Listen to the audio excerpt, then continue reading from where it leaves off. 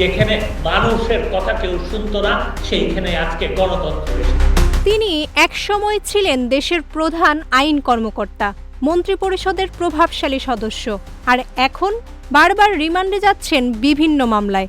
এবার সাবেক আইনমন্ত্রী আনিসুল হককে আবার রিমান্ডে পাঠানো হলো। গণমাধ্যম সূত্রে জানা যায়, এবার আনিসুল হককে অস্ত্র আইনের মামলায় 2 দিনের রিমান্ডে পাঠানো হয়েছে। 7 জুলাই সোমবার ঢাকার চিফ মেট্রোপলিটন ম্যাজিস্ট্রেট আদালত পুলিশের আবেদনের পর এ রিমান্ড মঞ্জুর করেন। বনানী থানায় করা অস্ত্র মামলায় পুলিশ 5 দিনের রিমান্ড চাইলে শুনানির পর আদালত 2 দিনের অনুমোদন দেন। কিন্তু মনে রাখা জরুরি, এটা আনিসুল হকের প্রথম রিমান্ড নয়। তিনি এর আগে শেখ হাসিনা সরকারের পতনের পর 2024 সালের 13 আগস্ট গ্রেফতার হন।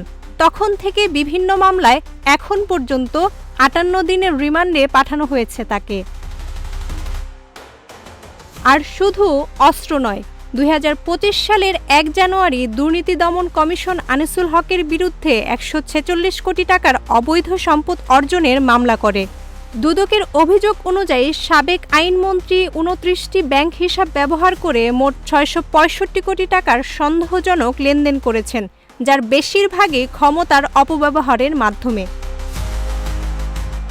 সবচেয়ে বড় প্রশ্ন, সাবেক একজন আইনমন্ত্রী যিনি আইনের রক্ষক ছিলেন, তার এই বিপুল পরিমাণ অর্থ কোথা থেকে এলো? কাদের সহায়তায় এমন লেনদেন সম্ভব হলো?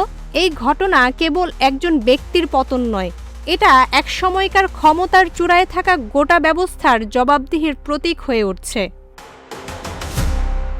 জান্নাতুল মওয়ার্পিতা, প্রজন্ম 24।